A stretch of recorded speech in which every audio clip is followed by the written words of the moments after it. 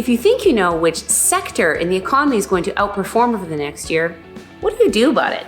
You can't predict the future with 100% accuracy, and I would argue you can't predict anything, really.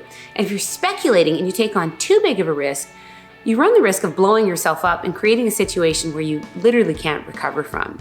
You can still take advantage of opportunity. You can do it in a calculated way. Here's how we go about that. For illustrative purposes only, I'm going to bring up a chart by Refinitiv dated to May 13th, 2021. You'll note that the different colors represent sectors in the S&P 500, the worst performers being at the bottom and the top performers being at the top. The point of this chart is that almost every year, the top performer changes. And sometimes the worst performer from last year can become the top performer the following year. Looks pretty random, doesn't it?